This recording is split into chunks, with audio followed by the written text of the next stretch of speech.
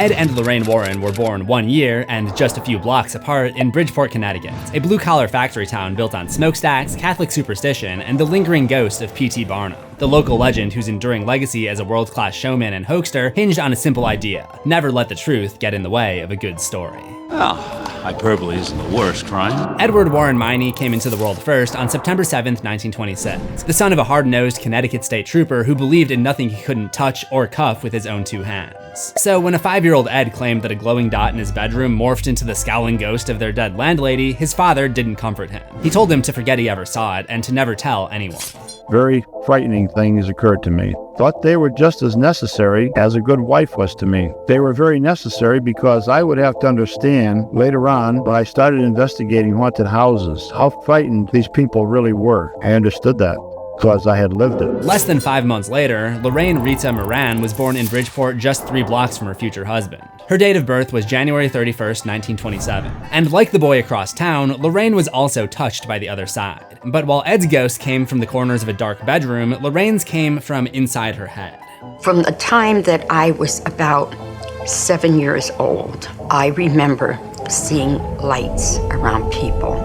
I realized that I was communicating. Communicating with who or what exactly, she couldn't say for sure. But the strange fruits of that correspondence were always the same. Vivid colors no one else could see, halos around people and objects, flickers of what would be in the future instead of what was in the here and now. For years, Ed and Lorraine lived parallel lives, orbiting one another until they finally crossed paths as teenagers. According to the story they want you to believe, they met and fell in love almost immediately. That instant connection helped forge a decades-long bond that would help spin those dark gifts into a shared mission, and the foundation for a billion-dollar supernatural empire that would spawn the Conjuring cinematic universe. Fitting for two people from a town whose motto is Industria Crescimus, a Latin phrase that means by industry we thrive. By all accounts, the couple did thrive, despite the common misconception that they didn't make any money from their cases. What the Warrens thrived on depends who you ask. Some say they built a career telling stories of their genuine clashes with demonic forces from beyond our world. Others see an equally pertinent case of the couple monetizing their storytelling ability, only the second group chastises the Warrens for spinning stories of a fictional variety,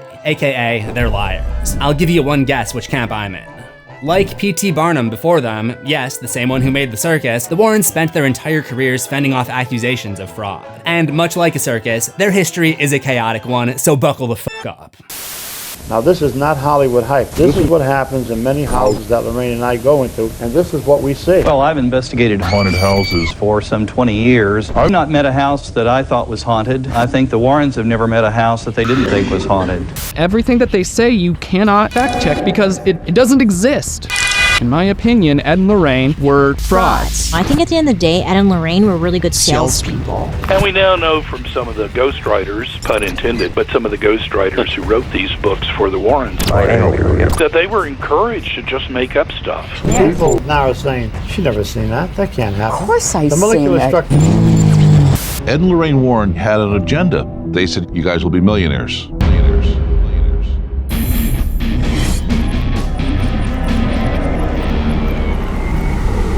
Welcome to Horror History. Today, we're investigating the investigators. If you've seen any of the Conjuring films, you're familiar with the Hollywood-approved version of Ed and Lorraine Warren. In the movies, they're America's premier demon-fighting couple, the unyielding moral center of a world overrun by evil, armed with rosary beads, enough holy water to supply a fire station, and that aw shucks sort of charm. The kind that makes your grandparents seem endearing when they seemingly have no idea that the post they just interacted with online is actually the most vile, crude joke of all time. When the first Conjuring movie hit theaters in 2013, it was such a huge success that it became the new template that all of Hollywood wanted to emulate. Here on this channel, we have a name for this subgenre, religious horror, and a whole video about how oversaturated it became, featuring me losing my mind. But while The Imitators became frustratingly formulaic, I've always liked the Conjuring films for getting the human element right amidst all of the supernatural distress. With that darkness of these films, we always look for those scenes with Ed and Lorraine to show their joy, their love, their humor, their pathos, their empathy. It's been decades of like love and loss and levitating furniture. It's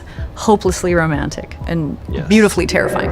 That was Patrick Wilson and Vera Farmiga, the cinematic versions of Ed and Lorraine who provide the emotional backbone in the Conjuring universe. They're made out to be the superheroes who oppose the demonic villains, all while being painted as impossibly wholesome role models. Their role in the story is often just as much about being a pillar of support for the families being haunted as it is fighting demons. Whether that's cooking pancakes, singing Elvis tunes, cooking pancakes again, basically a lot of pancakes. The following is based on a true story. But the truth we've been sold is only one version of the story. In real life, Ed and Lorraine's most famous cases are steeped in controversy thicker than Ed's pancake syrup. And not even $1 billion worth of ticket stubs can keep it buried. Guys, if I die in the next 48 hours, have Peter Safran's hands DNA tested. From the Perron family haunting, to the Amityville horror, and especially the Enfield Poltergeist case, the real-life accounts of what happened are a chaotic tangle of conflicting stories, missing evidence, shifting testimonies, and vocal detractors who insist that the Warrens exaggerated or outright invented key details. And Hollywood has been complicit in selling the lies. To understand how two haunted kids from Bridgeport became the most famous demon hunters in American history, we have to go all the way back to,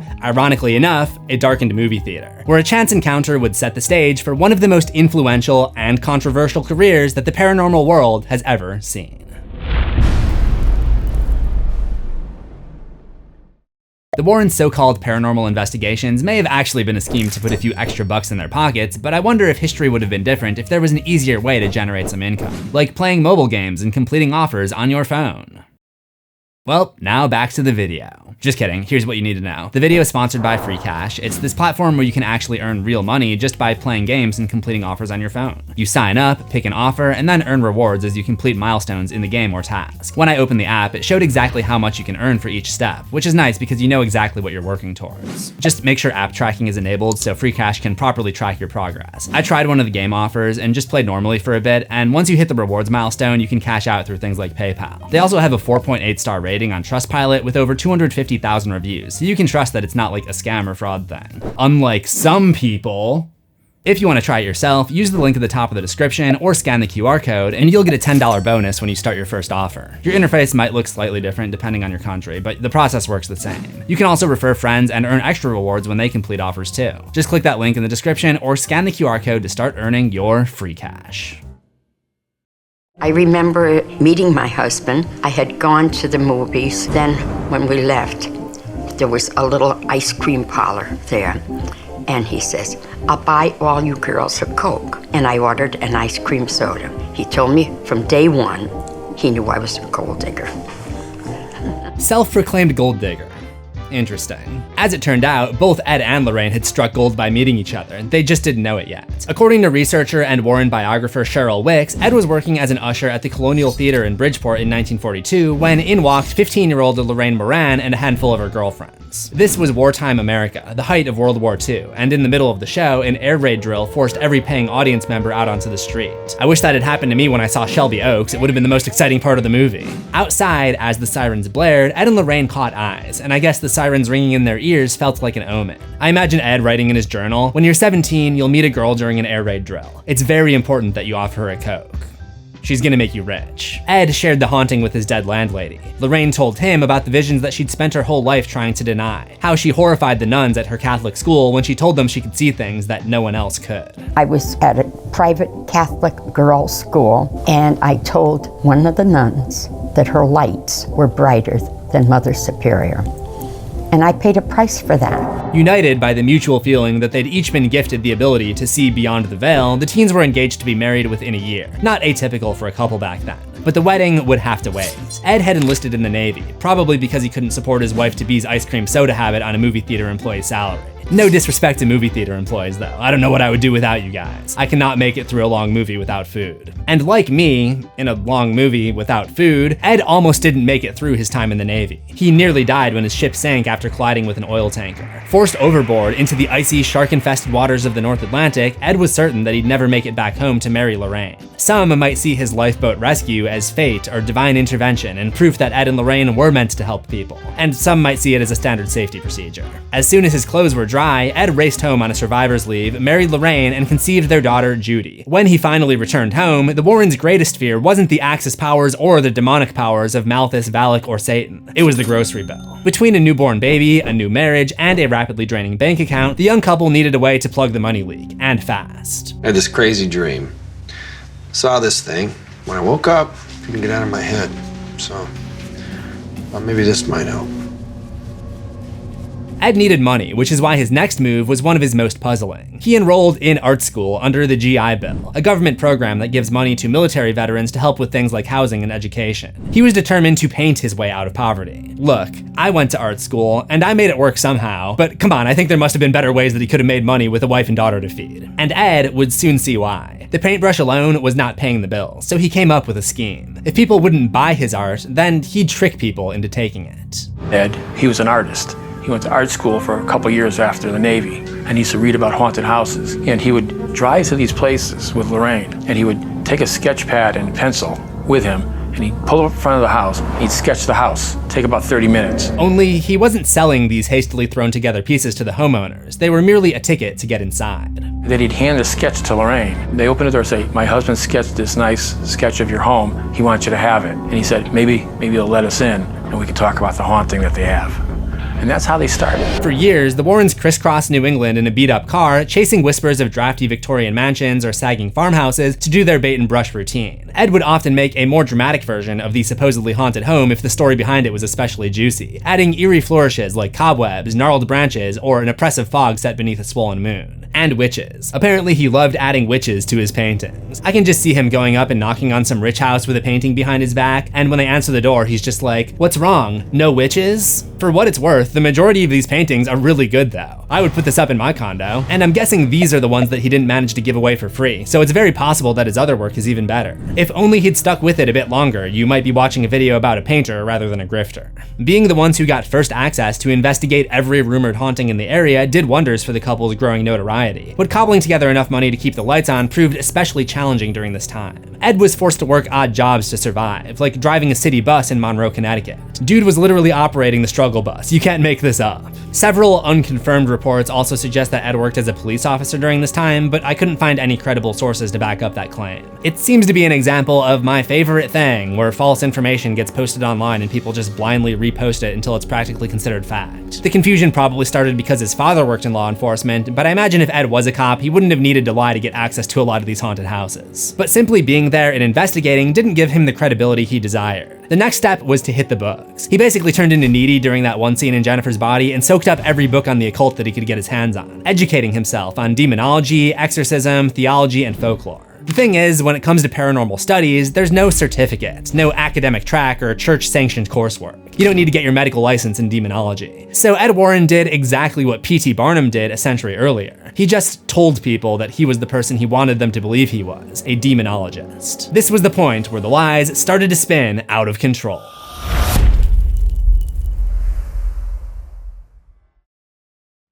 I did not wake up one day and say, I want to be a demonologist. I was born a demonologist. Yes, there are degrees that you can get in theology, psychology, but to be a true demonologist, you have to be born to it.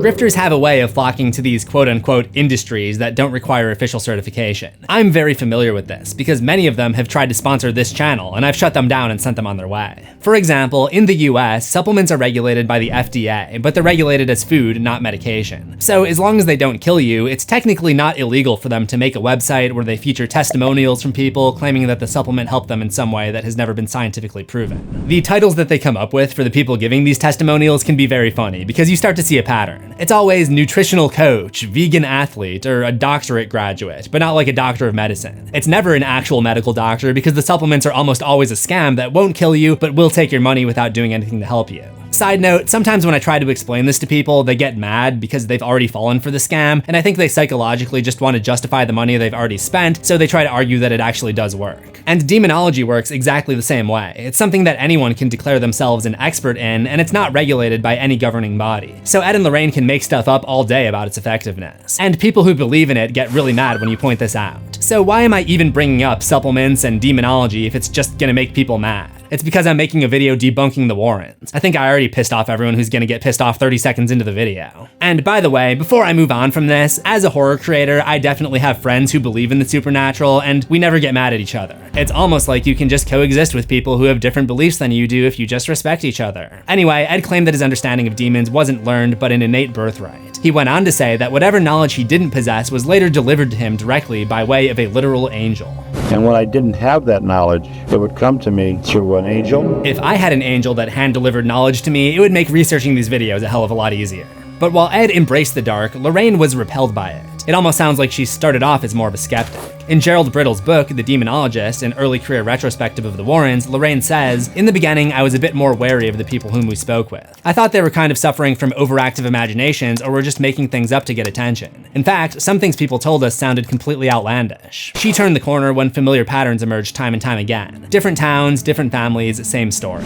We would be in vastly different places, one week in Iowa and the next in Texas, but there was often a similarity, sometimes even an exactness to the stories that people would tell. And there Ed and I would be, paint all over our hands and arms, offering consolation to folks who were often twice our age, telling them what we knew about the workings of the spirit realm. By 1952, Ed and Lorraine had formalized their operation, founding the New England Society for Psychic Research, or NESPR for short. A centralized investigative body meant to enhance their credibility in the eyes of the public. Under the NESPR banner, a rotating cast of medical personnel, researchers, law enforcement, students, and members of the clergy were invited to assist the Warrens in their research and documentation of the paranormal, compiling a steady stream of photos, audio recordings, and case files said to confirm the existence of spirits. At least that's what they want you to believe. Churches throughout New England began recruiting the Warrens to evaluate reports of alleged demonic activity, which only helped legitimize them further in certain circles who believed in the paranormal. Whenever I get invited to go on a podcast, they almost always lead by mentioning other celebrities that have been on the podcast. And I think that's kind of what the Warrens were doing here, grouping themselves with reputable institutions. By the mid-1950s, the script was officially flipped. The days of roaming the countryside, knocking on doors, and offering sketches in exchange for ghost stories were over. Now, the stories came to them. And sometimes, people were desperate to get help from the couple, especially after most wrote off their claims of haunted residences as delusion. This shift favored Ed and Lorraine in more ways than one. They didn't have to grind to get a new opportunity to investigate something to add to their resume, and the people that they were investigating already believed that their case was supernatural. In fact, they were desperate to believe, because believing that ghosts and demons were the root of their issues meant believing that the Warrens could fix whatever issues they had going on in their lives. So Ed and Lorraine did not have to pull out any tricks or illusions to get the victims to corroborate their story. By the way, we can assume that the early painting investigations included plenty of trickery and illusions, especially based on some of the documented tampering that the Warrens would pull in their later, high-profile cases. We'll get there soon. The two looked into everything, from claims of human vampirism to vengeful witches, because Ed loves his witches, to naive teens whose party tricks with a Ouija board open them up to a lot more trouble than just upset parents. All of these claims, of course, are alleged supernatural happenings. With referrals flowing in and NESPR giving their work a formal spine, the Warrens took the next logical step. They went public. So, what are you guys? I mean, what do people call you? Well, we've been called demonologists. It's one name for us. Ghost hunters, paranormal researchers. But we prefer to be known simply as Ed and Lorraine Warren. Again, notice how the movie subtly reframes it, making it look like Ed didn't invent the term demonologist, instead making it look like a name that was bestowed upon them. By the late 1950s and early 60s, Ed and Lorraine were mainstays on the lecture circuit, filling church basements, community halls, and crucially, college campuses with a key demographic that was vital to the health of their brand: young people. Not just young, but newly untethered from their parents' authority, the perfect age to adopt some unfamiliar ideology. It's the same reason that campuses seem to have so many protests. It's the crucial point in someone's life where they're most willing to challenge the beliefs that they've been shackled to for the first 18 years of their lives. The Warrens were happy to oblige, even if it meant destroying a few families along the way.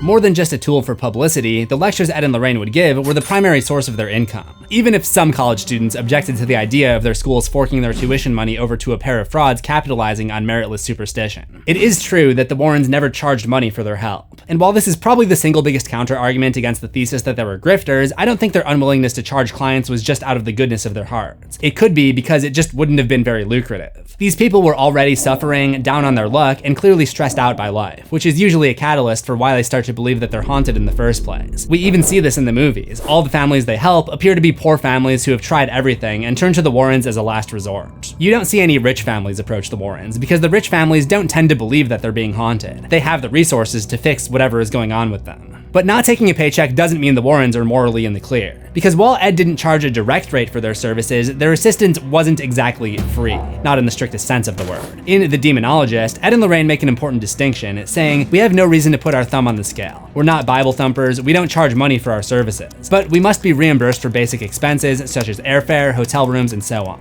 When that's understood, we set up an appointment as soon as possible." In other words, that poor single mother of 4 from The Conjuring 2 whose husband ran off with the woman from around the corner, in real life, Ed wasn't getting off the couch until his airfare, hotel, and fish and chips were paid for. Sure, you could argue that if you're dumb enough to fall for it, you deserve to get duped by the Warrens, but remember, these were people who were already going through it in life, had tried everything, and genuinely believed that if they just spent their last dollars on Ed and Lorraine's hotel room, maybe they could be the ones to fix everything. To make matters worse, a lot of the time when a poor family would say that they're being haunted, it was actually a medical issue, mental health thing, or in some cases, a bad seed living in the house. And I'm not talking about a ghost. The Warrens seemed to have no problems letting them believe that the very real family issue was a haunting in order to make a quick buck off the story.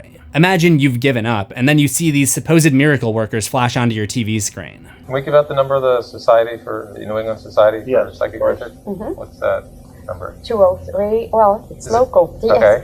268-8235 for families who do have problems. If you have a ghost in a house, who are you going to call? It's kind of like the casino who takes a man's last dollar with the promise that this will be the one where he wins big. As the Warrens' case files piled up, so did the leftovers. They began to collect these allegedly cursed objects, which Ed and Lorraine blamed as the cause of their clients' supernatural disturbances. They developed a collection of antique mirrors, amulets, jars of cemetery dirt, books, statuettes, shrunken heads, masks, dolls and toys, a sword, a satanic idol, an old wedding dress, glass eyeballs. They even managed to win themselves a haunted organ. Hope the movers were all wearing their special demon-repelling gloves. Some of the items they have there in real life are kind of funny to me and have the same energy as people selling World Series authenticated field dirt for $90 on eBay. Like this supposed splinter from the crucifix of Jesus Christ. The battery-operated candles are a fitting touch, aren't they? Or this allegedly floating brick from Borley Rectory, known by some as England's most haunted house. Are we really calling this a brick now? Because guys, that's just a rock. Someone threw a rock and took a picture of it. Each item was tagged, cataloged, and stored inside the Warren home. When asked by Chad and Carrie Hayes, the screenwriters who penned the first Conjuring film, why they keep the objects, Lorraine gave a memorable response. They're vessels.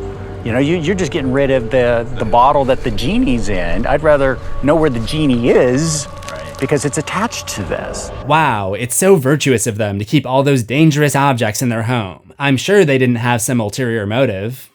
Over time, the collection grew so large that it quietly overtook the Warrens' home in Monroe, Connecticut. The stockpile of evil artifacts was moved to the basement, and the Warrens rebranded the space, calling it the Monroe Occult Museum. In 1963, the collection became too big to manage, so the couple hired a live-in assistant named Judith Penney. Penney first met Ed when she was just 15 years old, back when he made his living behind the wheel of a Monroe City bus. Once inside the Warren home, she helped catalog the collection, which had ballooned to hundreds of items. She also assisted with lectures and offered general support for an operation that was rapidly outgrowing its modest beginnings. Among the hundreds of objects that passed through the Warrens' hands, one stood above the rest. A simple doll with button eyes and a triangle nose. A doll named Annabelle. This is the worst thing in here, is that doll.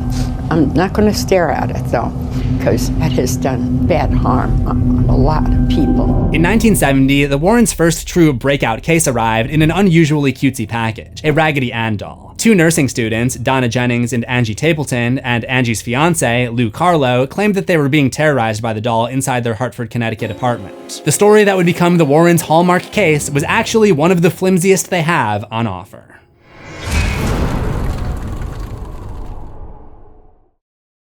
We learned from her that a 7-year-old girl named Annabelle Higgins had died in this apartment. She was lonely and took a liking to my doll. When we heard this, we felt really sorry for her. I mean, we're nurses, we help people.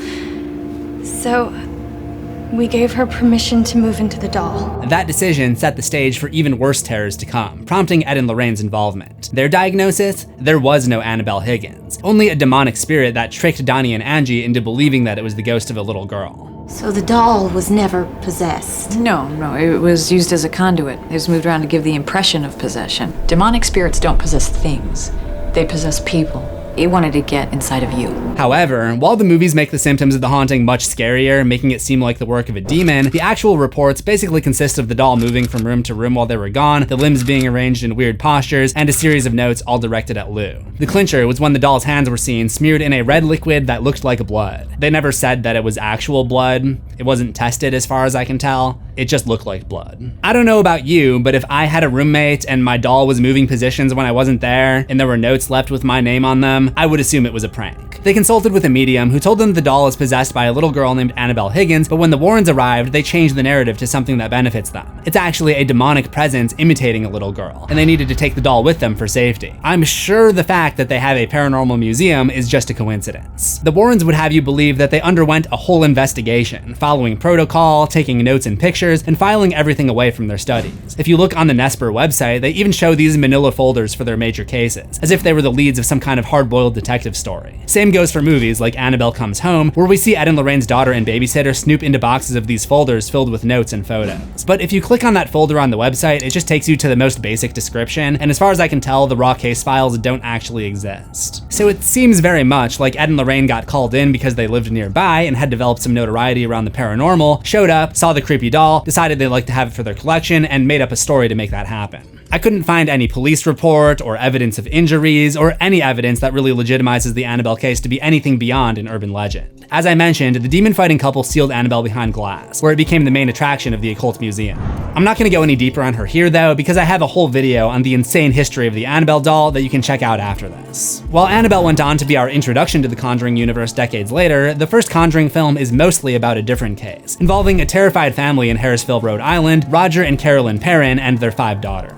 The Perrons' nightmare began in 1971 when they moved into a sprawling, centuries-old farmhouse that had already lived several lifetimes before the family showed up. The occasion was met with overwhelming joy, at first. The idea of living on 200 acres in a beautiful home like that's enough to fire you up. It was beautiful. But just days after moving in, the entire Perron family faced what they saw as unnatural disturbances, including apparitions, rancid smells, strange noises, and small piles of dirt scattered around the house. I love the idea that the ghost wanted to inconvenience them by making them clean. The mom, Carolyn, reported phantom bruises and debilitating muscle cramps that kept her bedridden for days. Roger, her husband, a traveling jewelry salesman, was away from home often. When he returned, he was inundated by stories from his family about hair-raising encounters with the ghost that they were forced to share the farmhouse with.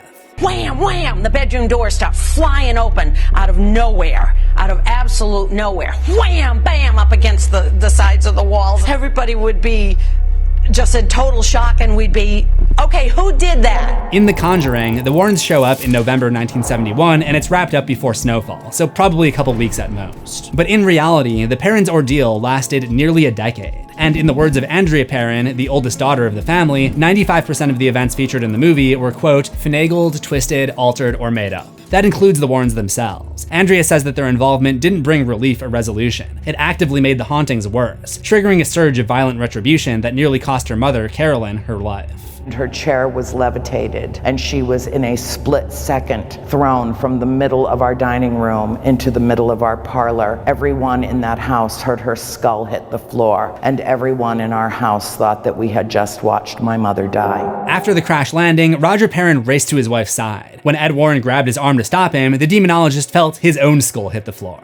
My father turned around and punched his lights out and took a man twice his size to the floor. Then he told the Warrens to pack up everything that they brought into our home that night and told them to get the hell out and never come back. Andrea attempted to set the record straight in a 1,500-page trilogy of books called House of Darkness, House of Light, where she recounts the years-long affliction that she and her family were made to endure. Andrea does believe in the supernatural, so she mostly believed the claims that the Warrens told them, but her main issue was that they weren't making the situation better as they claimed they would. She cited phrases that Lorraine taught the girls to ward off spirits that just straight up didn't do anything, and seemed to think that the couple's involvement only pissed off the spirits more. She maintains that there are no experts in the field of paranormal investigation.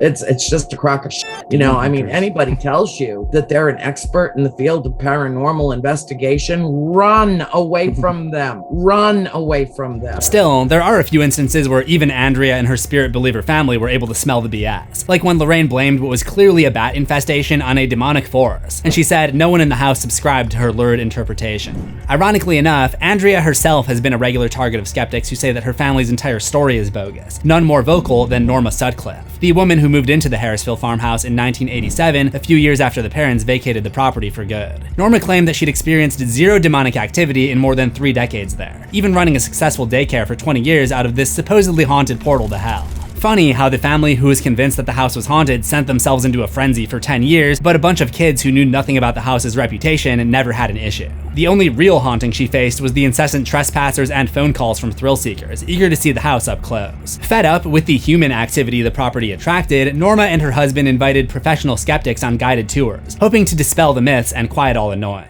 Paranormal investigator Joe Nickel published a brief in the magazine Skeptical Inquirer after Norma invited him onto the property in 2016. After a thorough cellar-to-attic examination, Nickel said, "I analyzed the Perrons' claims of demonic activity and showed that they were consistent with the effects of strong winds, misperceptions, schoolgirl pranks, vivid dreams, simple suggestion, role-playing, and other factors, including one child's having had an imaginary playmate and the effects of memory after some 30 to 40 years. So basically, if you believe in the paranormal, then the Warrens are frauds who know nothing about the field. And if you don't believe in the paranormal, then the Warrens are frauds who are making people believe in the paranormal." Despite the pushback, they had believers, and sometimes even the support of legit publications, like the author of this article who frames their cases as authentic and acknowledges worlds that many people refuse to recognize. But their next investigation would be perhaps their most infamous, taking them inside the bleeding walls of a Dutch colonial in Amityville, New York.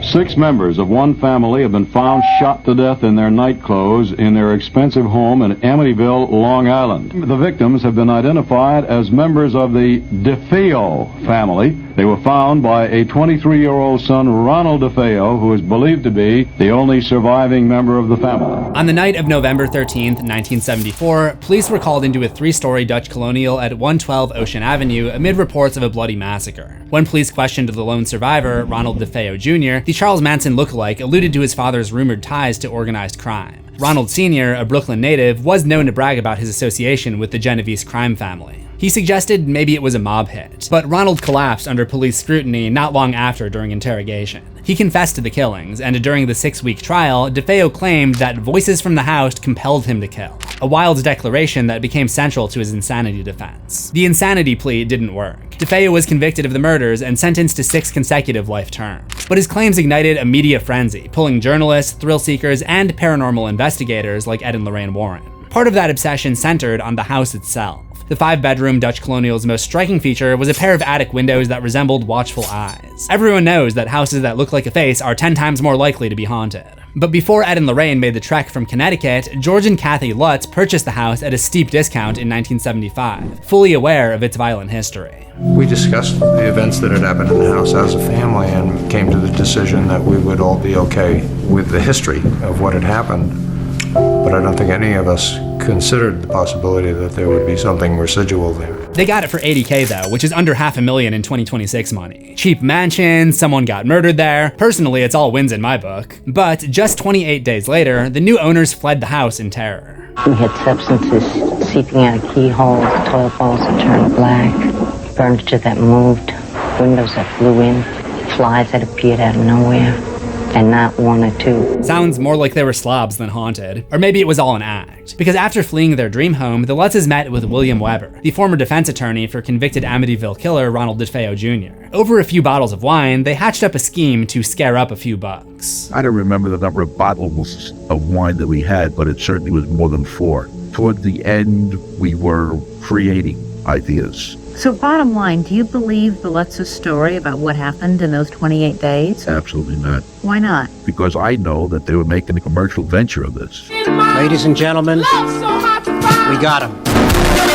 Weber claimed the Lutzes met with him to discuss a book deal where they brainstormed ideas for the most sensational version of the Amityville story. But George and Kathy ultimately rejected the terms of that deal. Instead, they partnered with horror author Jay Anson to immortalize their so-called experience in paperback. The result of that collaboration was the best-selling book, The Amityville Horror, which went on to sell millions of copies and spawned a blockbuster movie of the same name starring James Brolin and Margot Kidder. I'm coming apart! Oh, mother of God, I'm coming 28 days after the Lutz family moved into their dream house. They were running for their lives. What happened to them is an experience in terror you will never forget, and you will believe in the Amityville Horror. But part of the foundation for the Amityville Horror's runaway success was laid by Ed and Lorraine Warren, who were contacted by a local TV news station looking to prove that the Amityville house was indeed haunted. Ed and Lorraine arrived in March of 1976, which was after the Lutzes turned tail and left, but more than a year before Jay Anson's book was published, and long before Hollywood got its hands on the story. The news crew assembled a team of psychics to join Ed and Lorraine, alongside reporters like Marvin Scott and a host of photographers. The plan was to hold a televised seance, giving people at home a front row seat to an investigation they hoped would be billed as definitive proof of the afterlife. Just imagine the TV ratings. But the definitive proof part was certainly debatable. As a reporter, I have to tell you, I did not see anything, I did not feel anything other than the reaction of Ed, Lorraine, the other psychics, and the other people around me. As expected, in the absence of a big show of paranormal activity, the psychics in the room more than made up for it, particularly Lorraine Warren, who made the most elaborate claims despite a complete lack of evidence. It was a horribly foreboding type of a feeling throughout the whole house. You knew that this house was infested by something other than human spirits. That's for sure. I hope this is as close to hell as I'll ever get. Which is a very cool line for a movie one day, but it doesn't really mean anything, does it? I get a foreboding feeling every time I see a dude with a mullet mustache combination. But does that mean that there's dark energy lurking behind him? Only sometimes. For all of the non-psychics in attendance, the only hell they experienced in Amityville was a sense of wasted time. At 2 a.m, I remember Marvin Scott turning to me and say, "We don't have it." In other words, this was not The Exorcist for television. Well, at least we have the movies. We'd hoped to discover if the killings had been motivated purely by anger, or if, as Ronnie DeFeo testified in court, he had been under the influence of something demonic. Even though the TV cameras didn't live up to the supernatural hype, there was one item that managed to outlive the empty spectacle of the made-for-TV seance. A photo of an open doorway snapped by an automatic infrared camera on a tripod that appeared to show a ghost boy with glowing white eyes eerily creeping around a corner. Many believe the boy in the photo was the ghost of 9-year-old John DeFeo. But skeptics argued the so-called boy was actually an adult man, Paul Bartz, no, not Paul Blart, an investigator working with the Warrens that night. And yeah, the pattern on Paul's shirt matched the pattern on the supposed ghost boy's clothing, and yeah, clearly Paul was wearing a plaid shirt that night, and the white eyes are probably just light reflecting off of his glasses. Since the image on the right was captured with an infrared camera, and the image on the left was taken with a normal camera, the colors appear lighter in the doorway image, as this guy, Kenny Biddle, was able to prove with some simple tests. Despite Lorraine's insistence that she felt something in the house, eventually, Ronnie DeFeo himself admitted on multiple occasions that his claims of demonic influence were outright lies. He also said that he knew the Lutzes before the murders. They would often head into New York City to score drugs together. That explains a lot, actually. According to DeFeo, the Lutzes smelled money when the murder story became a national news item.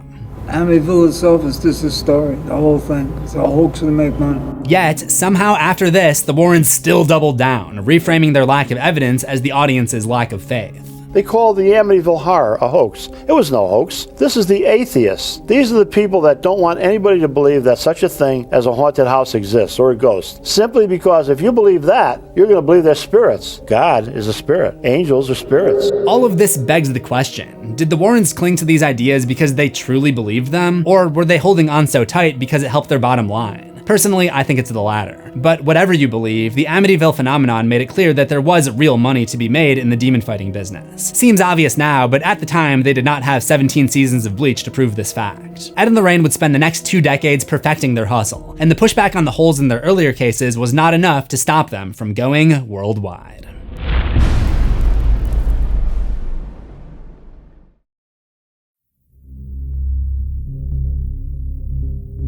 There was something that spoke to Ed and Lorraine Warren in Amityville. I don't know if it was ghosts, but they definitely sensed dollar signs. The two had a new business model: lose the lectures and go straight to mass media, TV, books, and eventually movies. All the Warrens had to do was pick the right story, then sit back and watch the money roll in. The Warrens did just that, and it started in Enfield, North London.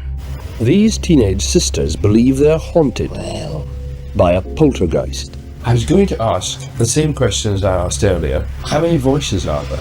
600. 600 the voices. Oh no, a joke. How many really are there, Margaret? I think so far we've had 10 sensible voices, but the rest of the names are absolute rubbish. The story of the Enfield Poltergeist reads like a checklist of British horror tropes from the archives of Hammer Horror. There's furniture hurled across rooms, window curtains with an appetite for suffocation, a child channeling the voice of a dead man, disembodied whistles, unnaturally cold rooms, and literal bumps in the night. All of it centered around a single mother, Peggy Hodgson, and her 4 children. Her 2 daughters, Janet and Margaret, bore the brunt of it, with 11-year-old Janet allegedly speaking in the raspy voice of Bill Wilkins, an elderly man who lived and died in the Enfield house before the Hodgsons moved in. Let me hear you say my name. That's not my name. Let's hear you say Dr. Belloc. Dr. Belloc. Desperate for help, Peggy called neighbors, then police, with one officer signing an affidavit claiming that she saw a chair levitate, an account that helped propel the case from local concern to national curiosity. Soon, reporters crowded the small home with cameras and microphones, turning it into a public stage. A stage made all the brighter when a photographer from the Daily Mirror captured what are widely considered the most enduring images from the haunting. AKA pretty much definitely a girl jumping off her bed. Like, come on. Oh my God. The levitation of those girls. They would levitate. I remember being pulled from my bed. I felt like a cold hand feeling and pushed up into the air. It was like a force, and I was screaming. Then they'd levitate, crisscross in the air. Holy crap, it's like Lorraine is getting paid to make those noises with her mouth. Oh my God. The levitation of those girls.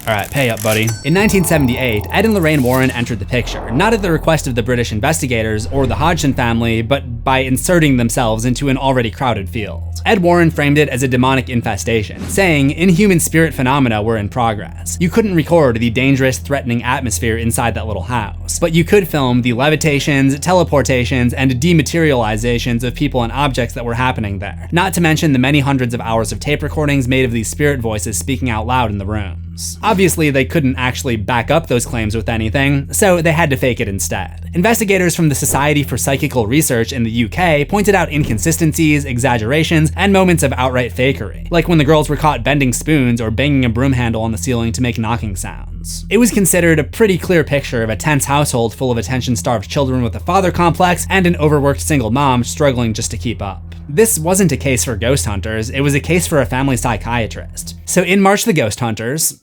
I've done research all over the world. I never charged for anything I did. What happened wasn't good.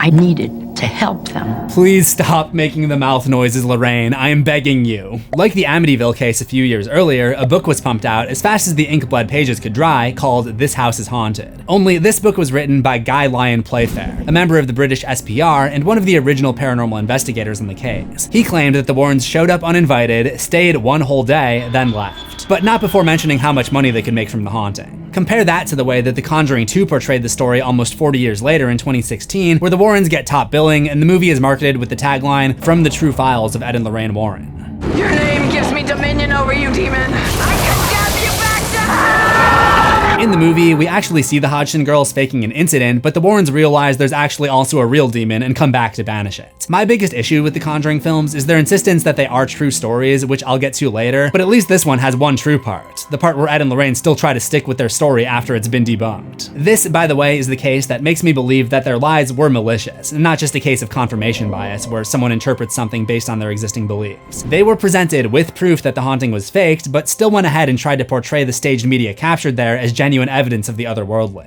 Then they basically fled after one day. They'd been seen there, and that was all they really needed to make up their story. Ed probably didn't want to get punched in the face again if he stuck around too long.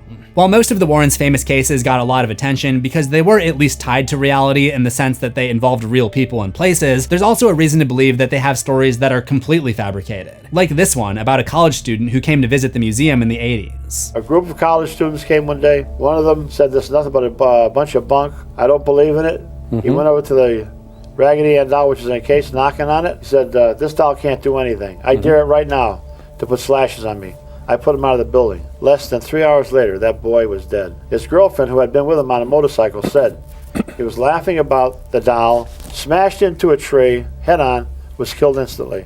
His girlfriend was in a hospital for over a year. It's a story that still persists today and being retold by the current owner of the museum. Myself and others have tried to find evidence that corroborates this story. Surely there would be a police report or a hospital record that backs this up. But no, as far as I can tell, it's completely made up. But I do like the way Ed says, it's nothing but a bunch of bunk. It's just funny to me for some reason. There's nothing but a bunch of bunk. I don't believe in it. Back on American soil, the Warrens' next major headliner surfaced in 1981 in Brookfield, Connecticut. But unlike their usual fare, the focus shifted from haunted house to possessed man, delivering the husband and wife team their first proper trifecta: national headlines, a book deal, and a pair of movie adaptations. All of it hinging on the bloody knife wielded by 19-year-old Arnie Cheyenne Johnson. On February 16, 1981, Johnson stabbed his friend and landlord, Alan Bono, with a pocket knife more than 20 times, the first murder on record in Brookfield's 193-year history. The grisly case also marked another first. Johnson claimed that he didn't remember the attack, and when he was charged with murder, he became the first person in American history to enter a non-guilty plea by way of demonic possession.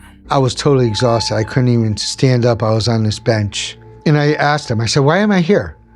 What's going on? What's going on? And they said, well, you just killed your friend.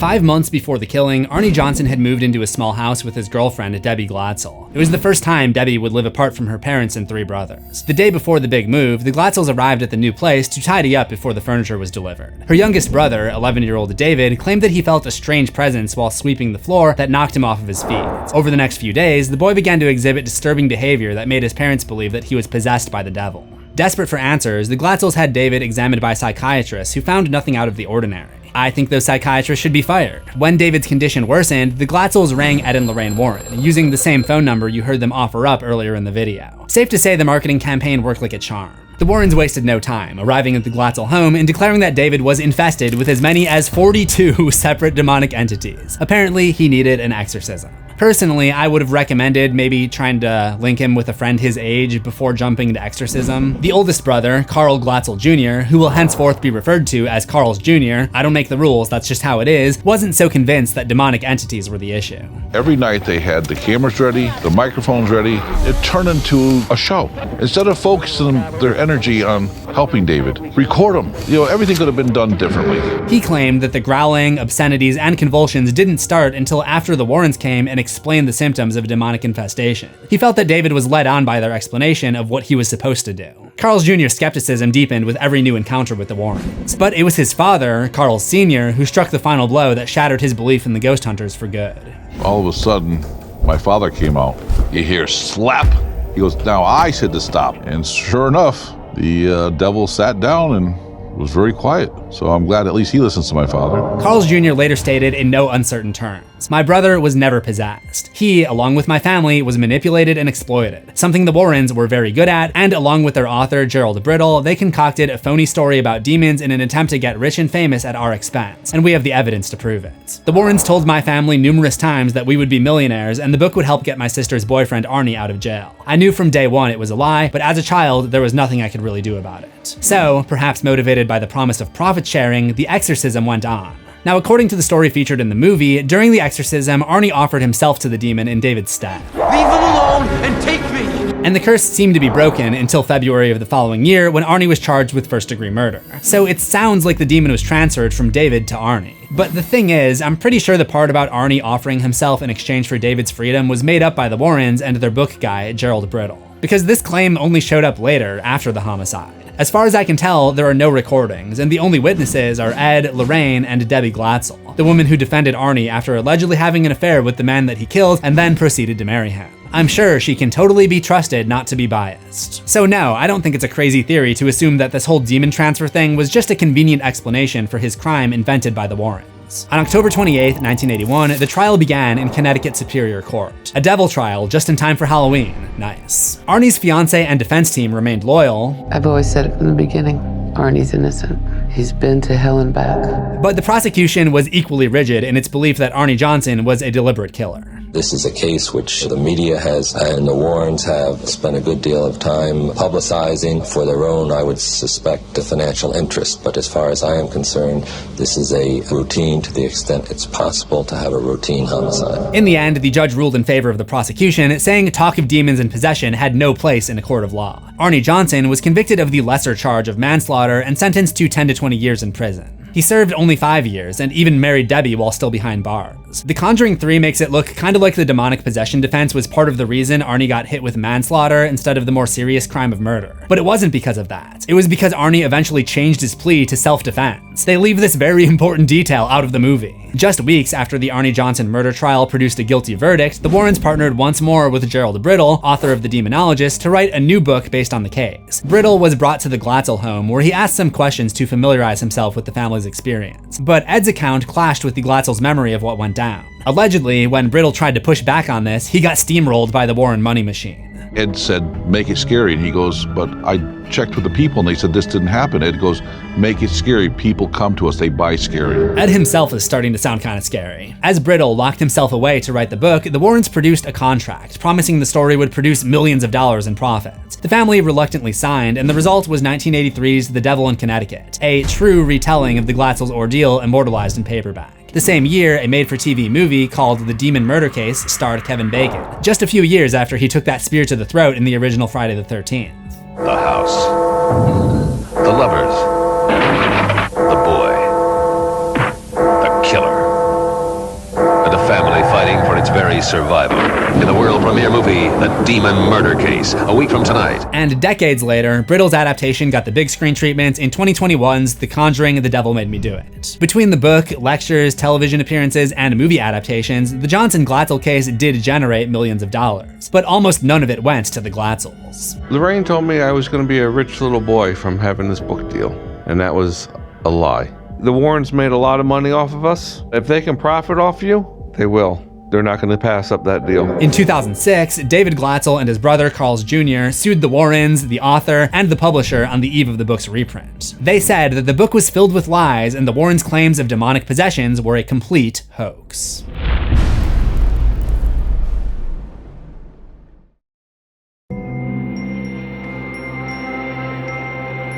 The legal complaint filed by Carls Jr. and David Glatzel directly challenged the Warrens' claims. It said the book contained the following false and defamatory subject matter: that David Glatzel was possessed by demons, and that Carl Glatzel Jr. was influenced by demonic forces into committing assaults and batteries on members of the Glatzel family and others. The case was dismissed though, not because the court accepted that David was possessed, but because it was too late to bring legal action for the original book release, and the reprint didn't qualify as a new thing that they could sue for. Now, to be fair, the David Glatzel side of the story seems to be kind of a mess. In a 2023 interview, David switched up again and said that he actually was possessed by the devil, but he still believes that Ed and Lorraine were world-class con artists. Carls Jr., on the other hand, still maintains that the supernatural element was a hoax. He blamed his mother Judy for the whole mess. After her death, he and his wife came across her old notes and discovered that she'd been secretly drugging the family with a powerful sleeping aid called Sominex for years. The pills were notorious for their severe side effects, like violent mood swings and hallucinations. Carl thinks it's very possible that after years of ingesting the stuff, his little brother's so-called possession was actually a tragic byproduct of a prolonged exposure.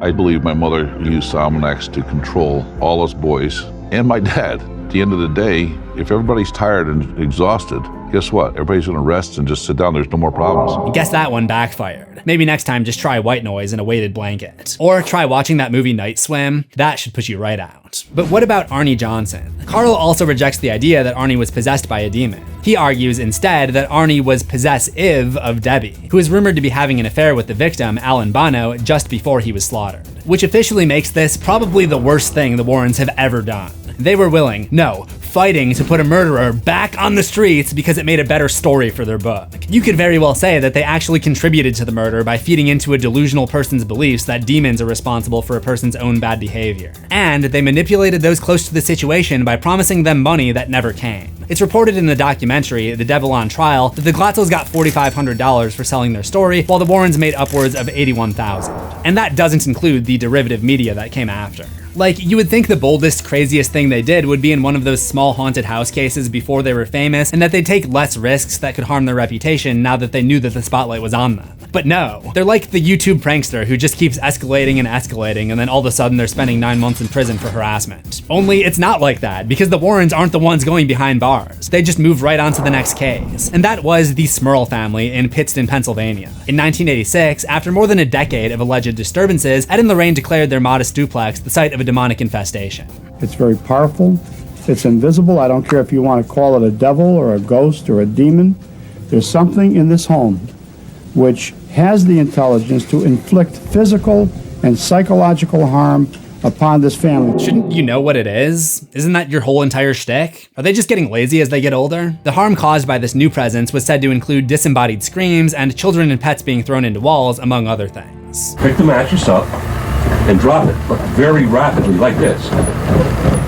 Like that. Like it looks like a carpet, just like a carpet, like you would, a housewife would have a carpet and shaking it out. You go to bed waiting, listening to make sure that the children will not be hurt. 3 rounds of exorcisms followed before the Smurls said that they found relief, thanks in part to the Warrens' involvement. But plenty of naysayers emerged, like professional skeptic and philosophy professor Paul Kurtz, who spent much of his life taking a critical eye to religion and all things supernatural. He argued, like many others, that the Smurl story was a charade, mostly cooked up in the mind of Jack Smurl, who suffered a short-term memory loss along with phantom sounds and smells after a brain surgery meant to cure his meningitis. Kurtz said that the Warrens had no credentials in the scientific or parapsychological communities and should not be counted on as a credible source. Until some independent researchers visited the house, he said the story should be written off as a hoax. And when investigators from the Committee for Scientific Investigations of Claims of the Paranormal were sent to the Smurl house, they were turned away by Ed and Lorraine, who claimed that they lacked credentials. Sounds to me like they learned from their past experiences and didn't want outside voices conflicting with their narrative, so they shut out all of the outside voices. But that didn't stop people from observing from a distance. The amazing Kreskin, a celebrated mentalist, aka a magician who creates the illusion of mental abilities like mind reading, precognition, and telepathy for entertainment purposes, offered his own take.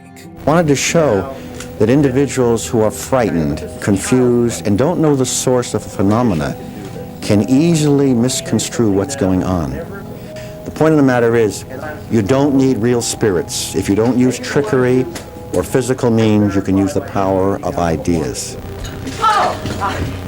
That's it, folks. A person who can influence human behavior can also alter reality and not use any trickery by the power of suggestion. None of this kept the Warrens from another payday. The Smurl story was chronicled in the 1986 book of The Haunted, with a made-for-TV movie of the same name released in 1991. In 2025, it was the basis for the 4th Conjuring film, Last Rites. It earned the highest worldwide opening for a horror film of all time when it released. The pattern emerged yet again in 1986, apparently a banner year for the Warrens, when the demonologist and the clairvoyant were called to investigate Southington, Connecticut, which was the home of the Snedeker family. Long story short, when their eldest son was diagnosed with a rare and aggressive form of cancer, the family packed up their things and moved to a new home near a cancer treatment hospital. But with Ed and Lorraine on their way, their son's illness was just the beginning of their troubles.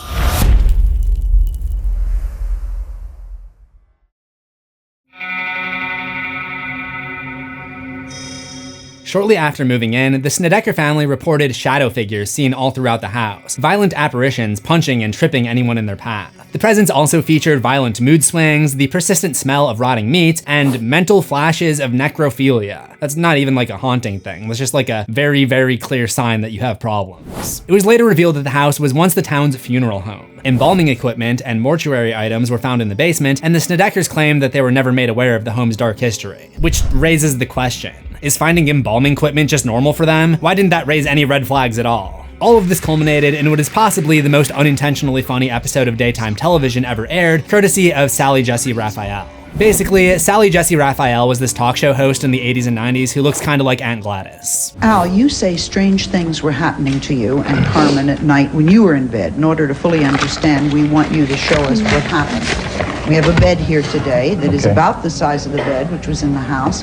So we're going to set the scene. Wherever you think this is going, it's worse than you thought. Now you're about ready to tuck in for the night when all of a sudden you hear music like this. What happened next? Well, Sally, the music would wake me up at night. I'd be sound asleep. I would hear the music playing and I would say to myself, what is that? And I would lie there for 5 or 10 minutes and listen to it. Not only is this whole entire scenario bizarre, but suppose just for the sake of the argument that he actually was violated by a ghost. Why are you bringing in the bed, recreating the scene, and making him relive it to such excruciating detail? I felt this strange sensation coming over my body. Before I had a chance to reach over to Carmen to tell her something was wrong, I was froze.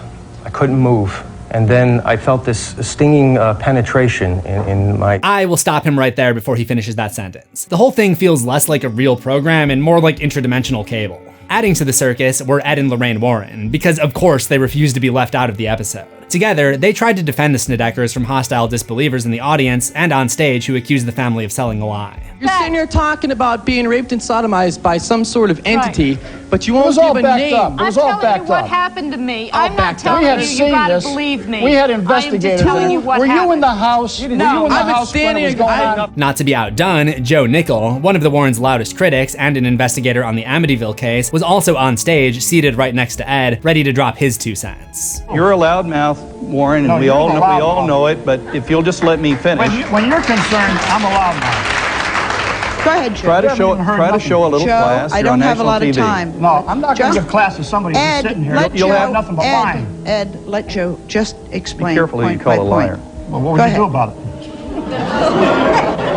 A revised version of the spat was recreated for The Conjuring 2, but with a little less bite. Listen, Ed Warren's never seen a house that he didn't think was haunted. And by the time his wife is done blowing smoke and ringing bells, they've got everybody else believing in ghosts too.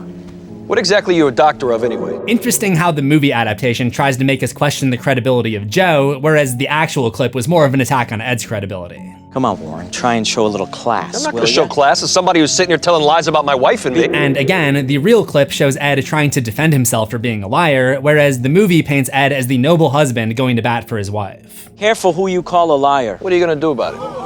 The Snedeker case, like the Smurls and Perrons before them, proved the Warrens were not going to be derailed by their critics. Despite these accusations of fraud, they inked another book deal, In a Dark Place, The Story of a True Haunting, which was released in 1992. It wasn't until 2009 that this one got a movie adaptation though, with the release of The Haunting in Connecticut. About a month after that movie hit theaters, author Ray Gartone, who co-wrote In a Dark Place with Ed and Lorraine, was interviewed about his time working with them. When I found that the Snedekers couldn't keep their individual stories straight, I went to Ed Warren and explained the problem. They're crazy, he said. All the people who come to us are crazy. That's why they come to us. Just use what you can and make up the rest. You write scary books, right? Well, just make it up and make it scary. That's why we hired you.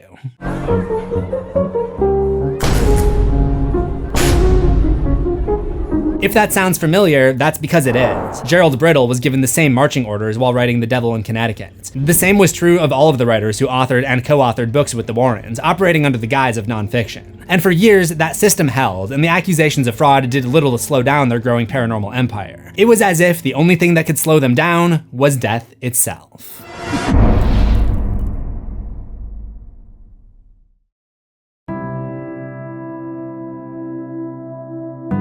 On August 23, 2006, Ed Warren died at his home in Monroe, Connecticut at the age of 79. Lorraine, his wife of the past 61 years, was at his side. As they were getting up there in age, they had already begun to gradually pass the torch on to their son-in-law, Tony Spera, the husband of their daughter, Judy. After Ed's death, Tony began to oversee the New England Society for Psychic Research and the Warrens Occult Museum. For a moment, it looked like the Warren story might finally be over, without its chief pitchman and loudest defender to steamroll critics and drum up excitement for another investigation. But Ed probably never could have predicted that his fame hadn't even come close to peaking in life. 7 years later, in 2013, Ed and Lorraine's name and likeness was resurrected on the screen thanks to horror director and creepy doll enthusiast James Wan. I've been a big fan of Ed and Lorraine Warren for a long time. Doesn't matter what kind of research you do about the supernatural or the paranormal, at some point you're bound to come across their names. I always thought that their life story would actually be very cool to tell, and so, you know, it was just one of those things that I thought I'll keep an eye out. If anyone's ever actually making a story about them two, I'd love to have a shot at it. I've always had the feeling that James wanted to bring the Warrens to the big screen, but couldn't get the rights at first or something, so he decided to do the completely fictional Insidious movie first. It features a very Lorraine-like psychic and medium called Elise Rainier, and even has a different character named Lorraine as a potential tribute. Wan didn't want to just make another ghost story or another supernatural film, but he was interested in The Conjuring because it was a chance to tell a story based on real-life characters,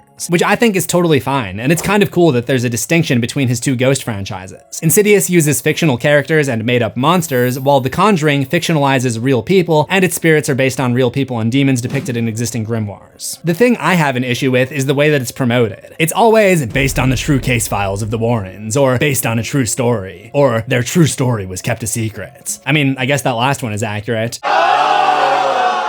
But no, it's not the story or case files that are true to life, it's the Warrens themselves that actually exist. And to be clear, I'm not upset about the Warrens being fictionalized for the movies. I mean, why would I be upset about something that I already see as a work of fiction being included in a work of fiction? You could have just said, based on the stories of Ed and Lorraine Warren, and called it a day. But no, they had to go ahead and claim that the stories and case files themselves were true. By saying that, you were implying that witches, ghosts, and demons really exist. You're saying that people really got air-yeeted when they did not. You're saying a demon threw a chair through the air and it exploded. No, you don't get to call that a true story, and it's disrespectful to every other biopic out there that tries to make their movie accurate to the person's life. The Conjuring isn't the first movie to be guilty of this, but it's one of the most egregious, as I've explained throughout this entire video. Anyway, Lorraine Warren was a consultant on the project and even showed up for a brief background cameo. The infestation, that's the whispering, the footsteps, the feeling of another presence. Suddenly, millions of people around the world knew their name. And just as suddenly, they started reaching out, calling on the real Lorraine Warren to help alleviate their spiritual crises. Lorraine was elderly by then and no longer able to travel the way that she once had, but she had a grandson named Chris McKinnell, a self-described pastor and paranormal researcher.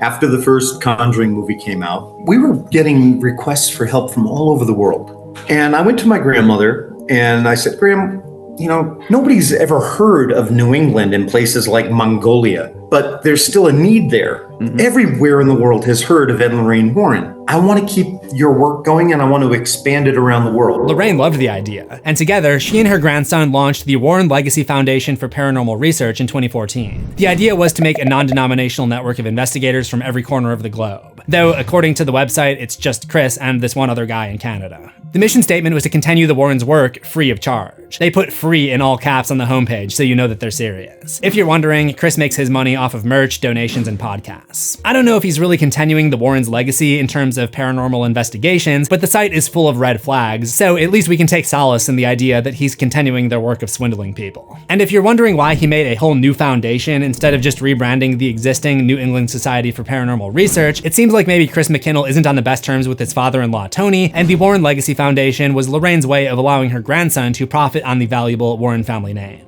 since she had already given the museum to Judy and Tony. We have nothing to do with one another. Tony is a man who doesn't really understand the paranormal. He interviewed my grandparents, he helped them on lectures, but he has never worked on a case in his life. By the time The Conjuring 2 hit theaters in 2016, Ed and Lorraine were firmly cemented in pop culture as the first name in paranormal pageantry, graduating from investigators to icons. But the cracks in the facade were still there, waiting to be uncovered. There were several lawsuits regarding the legal rights around the Conjuring franchise, and reporting connected to that litigation brought renewed scrutiny to the Warrens' personal lives. Judith Penney, the teenager who started working for them in 1963, provided a sworn legal statement during this period. To be entirely clear, there's no evidence that Judith is telling the truth with what I'm about to say, but you'll see why I brought it up in a little bit.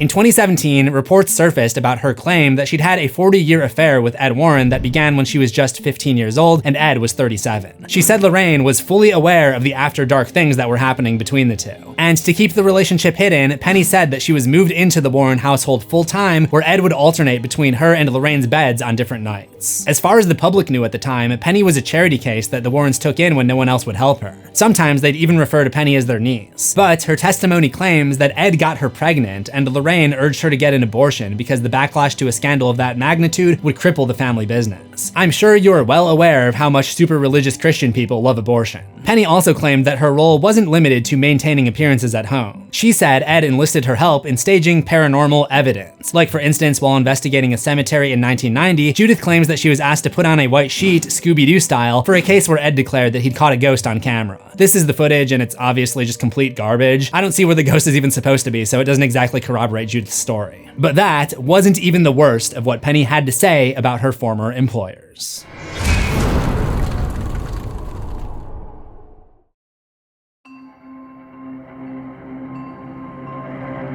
The accusation that probably would have hurt Ed and Lorraine's image the most was the one that claimed that Ed was physically abusive towards Lorraine. Judith Penney mentioned one especially violent episode where Ed backhanded Lorraine so hard that she was knocked out cold. Penney said, "Some nights I thought they were going to kill each other." It's a far cry from the film depiction of the couple, where they're so in tune with one another that the patterns on Ed's tie and Lorraine's skirt are almost always matching. Though there was that one scene in The Conjuring 3 where Ed gets possessed into seeing Lorraine as an evil entity and goes after her with a knife, but that's probably a coincidence and not an attempt to adapt a real event to film. Penney never sued the Warrens, nor did she intend for her story to become public. But after the explosive success of The Conjuring, a group of disgruntled authors and producers came out of the woodwork with a wave of lawsuits. None were larger than the $900 million suit filed by author Gerald Brittle, who claimed the franchise violated the rights that he held from his 1980 book, The Demonologist. In the crossfire of those legal battles, Judith Penney's name was mentioned as part of a vendetta meant to destroy the Warrens' wholesome reputation. Again, there's no more evidence for Judith's claims than there is for the existence of evil demons who can pluck you out of thin air. Obviously, the Warrens were very rich and famous, and in the age of the internet, fame and money will always attract alligators looking for their own piece of the pie. What makes this sus is that Penney didn't go after the Warrens herself. She only gave a statement for other lawsuits. You could still chalk that up to her being a disgruntled employee looking for revenge, but what is also very sus is the contract that Ed and Lorraine had with New Line Cinema before the creation of The Conjuring. Already 10 steps ahead, Lorraine made sure to add provisions in her movie deal that restricted any on-screen depiction of her and Ed engaging in sex with minors or extramarital affairs. Which, to me, feels very weirdly specific. I don't know if it's common to just have provisions in a biopic contract that bar the depiction of illicit activity just in case, but it certainly seems weird, because why would a ghost story about exorcising an evil witch involve the protagonist engaging in relations with minors? I'm not gonna say anything more on it, but it's just weird. Lorraine's attorney denied the allegations, and the lawsuits over the rights to the franchise were ultimately settled out of court, and The Conjuring went on to be the most profitable horror movie franchise of all time. As with many Warren controversies, the issue died pretty quietly.